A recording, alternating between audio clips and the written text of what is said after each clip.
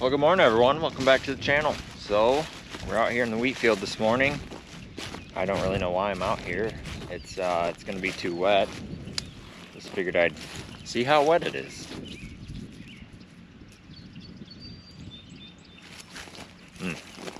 Yeah, they're chewy. We got about, I don't know, a couple tenths of rain over the weekend. They were actually calling for quite a bit more, like 2 to 4 inches. Thankfully we missed it. It went south of us. And we did not need it. We got about 20 acres of wheat left. We haven't done anything since the last video. We got rained out that day and it pretty much rained a little bit every day since then. So we haven't been able to finish the wheat. We haven't been able to plant wheat beans. We have been able to get our beans sprayed. That over there was the last field of beans I sprayed, and looks like the weeds are dying. They really weren't that dirty. There's a few ragweeds up on that ridge there.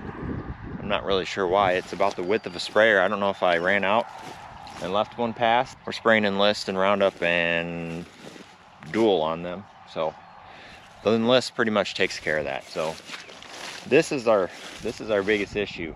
This wheat is down. Thankfully it's not the whole field. It's down, it's wet. I mean, my boots are sloshing around in the mud underneath it here. So even if the wheat was dry enough, I don't think the field conditions would be that great.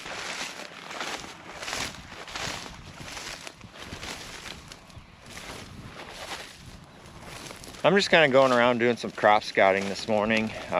Really not much to see here in the wheat. It's still too wet. The main thing I want to get done is I want to get into some of our cornfields and start looking for diseases. Since we've been so wet, so humid lately, it's kind of the perfect conditions for corn diseases. Gray leaf spot, northern corn leaf blight, all that stuff. I'm not real great at scouting. Watch some YouTube videos, kind of got an idea what I'm looking for. So I'm gonna go out in some fields, see what we got.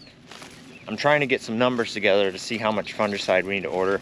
I know we're gonna spray some, but I gotta figure out how much. All right, so we're at the first field of corn here. I'm gonna explain a few things that I'm looking at and kind of focusing on before we get started. So I'm mainly focusing on our continuous corn. So what that means is it's corn planted this year following corn that was planted last year. Most of our corn on corn, or continuous corn, is full tillage. So chisel plow, disc gripper, field cultivator in the spring.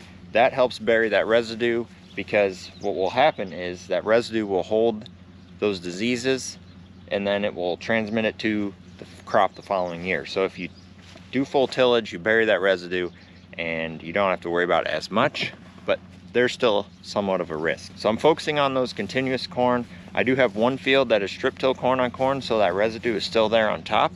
That field I'm probably gonna spray for sure. I don't even think I need to look at it. I'm just gonna do it because I think it's at a pretty high risk. So we're gonna get out into this field, kind of look at some stuff and see what we got. First things first, bug spray. The mosquitoes have been terrible this year because it's been so wet. They'll literally just carry you away. I mean, they are just bad, and I know it's gonna be bad out in that cornfield, so gotta get some bug spray.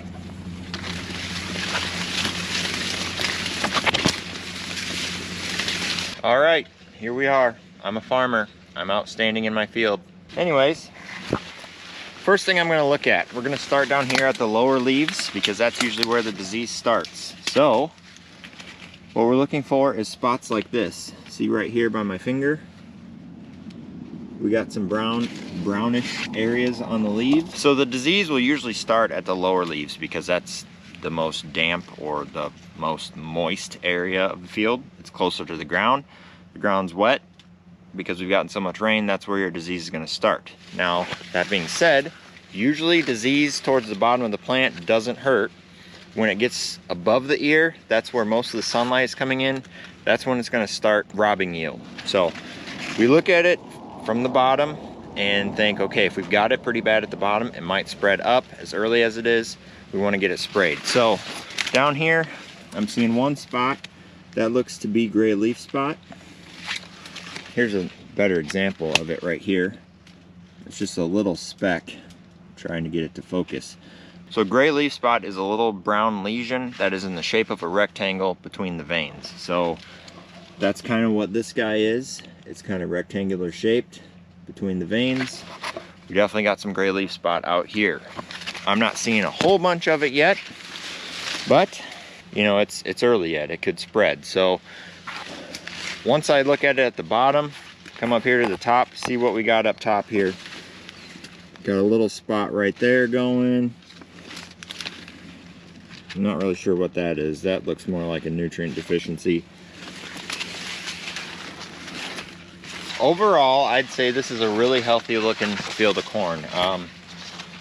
We're getting some diseases in here, and we want to keep it looking healthy. So that's why we're scouting now. We want to see if we need to spray. Over here,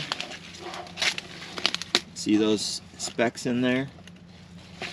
That to me looks like common rust. So that is actually, I would have to look this up, but that one is actually like a mold or a mildew. It actually grows on the plant, whereas the gray leaf spot is more of, I don't know, it's part of the plant. I don't know how to explain it. I'm gonna get out of this corn.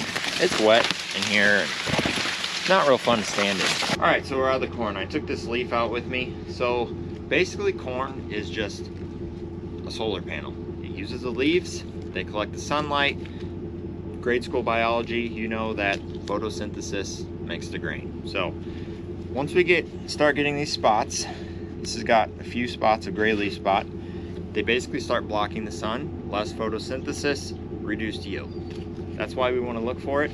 And the thing about corn diseases is once you have it, it's too late to spray it. So that's why we look at the bottom leaves. We see, do we have it starting? If it's starting, we probably need to spray it. I'm gonna say this field needs to be sprayed. There's a skunk up there. Wonder what he's doing. I'm not gonna go ask him.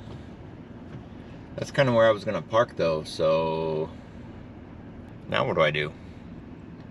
I think I'll just go park back there. See you later, skunk. Well, this corn, we're gonna scout it real quick. I don't know, what do you guys think? Think it'll come out of it?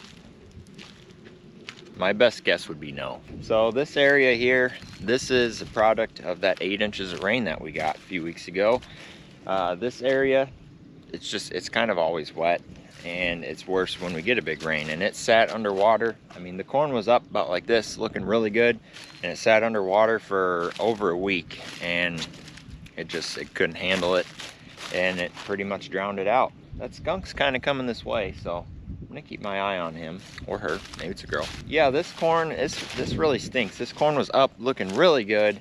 We got all that rain. There's probably, I'm gonna say, about 3 to 4 acres here that we lost. I'm actually gonna take my drone up and fly to the back of the field because there's some wet spots back there. This is corn on corn here, so I wanted to scout it, see what it looked like for diseases, but we don't wanna spray this whole field if, you know, a good majority of it is missing, because you got to pay that application cost and the chemical cost on the whole field. So that would be wasting quite a bit of money. And this corn's already looking kind of rough. So it's like, how much money do you want to stick into a failing corn crop? Anyways, I'm gonna get the drone up and see what we got. And you just stay over there and I'll stay over here, okay? All right.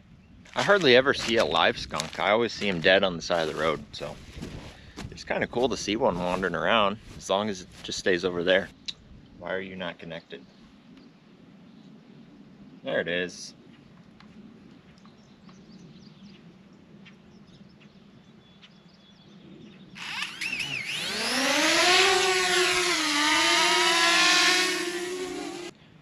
First thing we're gonna do, we're gonna go chase that skunk away. Go on, get. They're kind of pretty.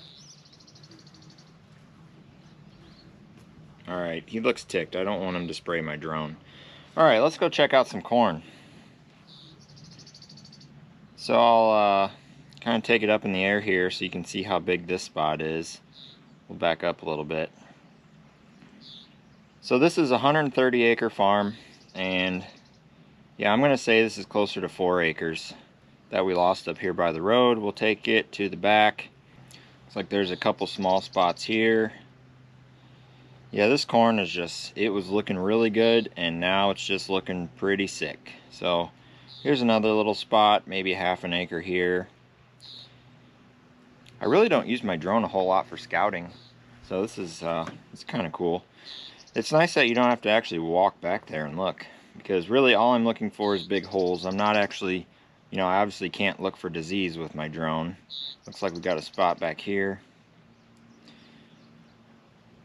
Maybe another half acre or so. Yeah, I can still see some water standing there.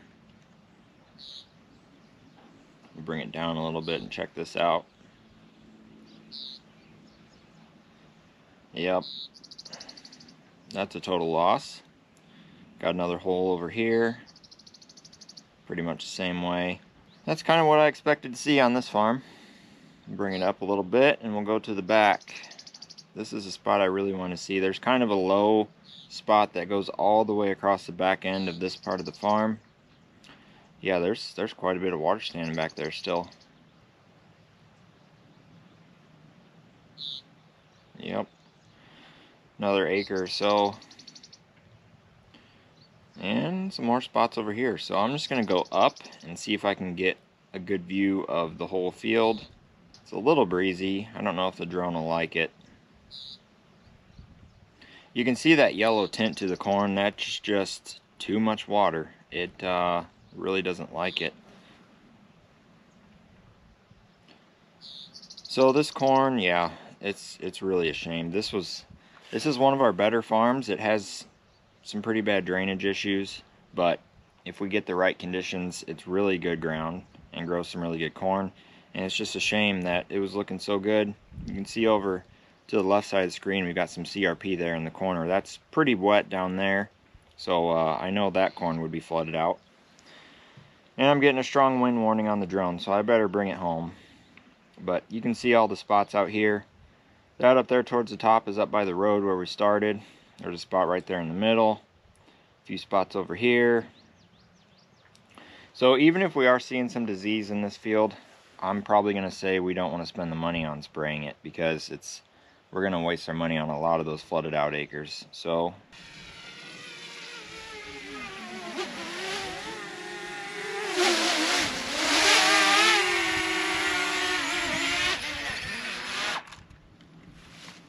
while I'm here, our neighbor on that side also owns some ground over here. He offered to let us run a tile through his lane down to the ditch down there. So we are really thinking about doing that here, because I would say I'm gonna say 2 out of 5 years we lose this bottom up here by the road. So if we could get a good main through here, there is some tile in this farm, but it was put in like the 70s, so it's just not working really well anymore. So if we could get a new main shot down to that ditch, we could hook some more strings of tile on here and make a really good farm out of this. So we're really looking into that, and it could be a possibility. All right, this next field I'm gonna look at, this is my strip till corn on cornfield. So like I said earlier in the video, this one's gonna have that residue still out in the field. Much higher chance of getting some disease in it. So let's get out here and look at it. I actually came in here with the sprayer and sprayed some extra nitrogen on, so I had to run over a little bit of corn. But yeah, this stuff's getting pretty tall, and it wasn't real fun spraying with the sprayer. It just kind of felt like you were destroying it. At least now I have some sprayer tracks to walk in anyway. So just at first glance, I am seeing a lot more disease down on the bottom.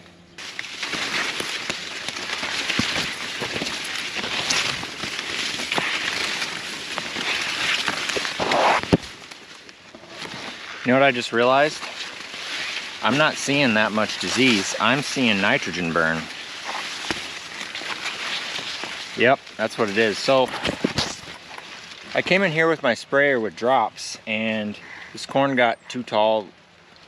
Let me start over. So I wanted to spray some extra nitrogen on this corn, and I wanted to do it when it was about this tall, but I got into it when it was about this tall. So all these brown marks are gonna be nitrogen burn from the 28 that I sprayed. So I'm gonna have to look at this a little bit harder and see what kind of actual nitrogen, what am I saying? I'm gonna have to look at this harder and see if we've actually got some disease or if we're just looking at nitrogen burn. Let's get down here, like I said, get a good look at the lower ones. So I'm actually not seeing a whole lot here. See that right there? That's nitrogen burn there. We got a little bit of whatever that is going on. Got some common rust in there. That's not a big deal. That usually doesn't rob yield too much. This corn's got some, it's kind of striped, like we got some nutrient deficiencies going on here. But I just sprayed that nitrogen last Friday, so it's going to take a while for it to work.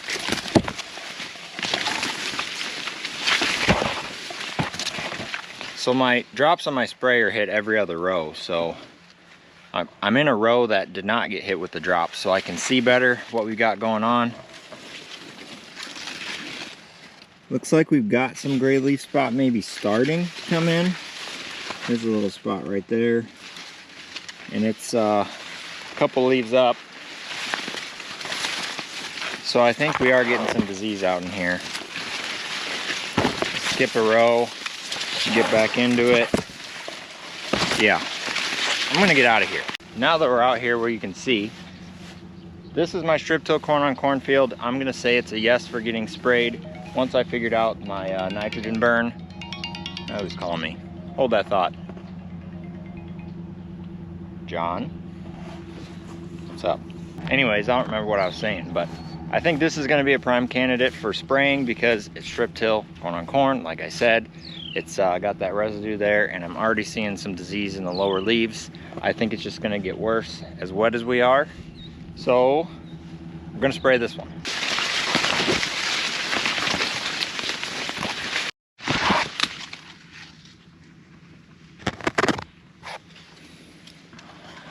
All right, last field I wanna look at. We're definitely seeing some nutrient deficiencies in this field down at the lower part of the plants. I am on a sandier part of the field. I might drive to a little bit better area of this field and kind of check that out. Got some common rust in here for sure. I'm not really sure what this is all about.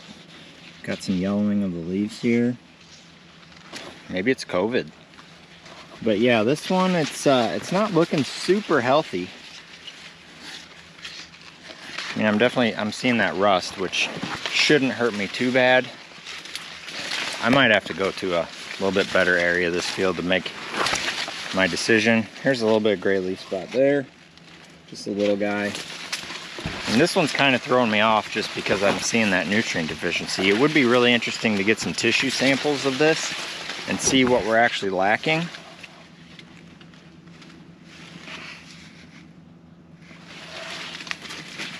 A little bit more gray leaf spot.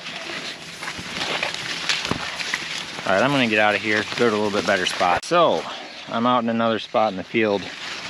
I'm still getting leaves that kind of look like this. Corn's a lot shorter here. It's only about 6 feet tall. Definitely got some nitrogen deficiencies in this farm. Wasn't expecting that. This was fall anhydrous, and we might have lost some.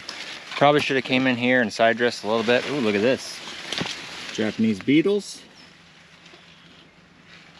These guys are jerks. They eat the silks.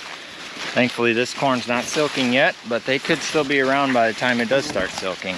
Anyways, I'm not exactly sure what kind of disease we've got in this field, but we got some stuff going on.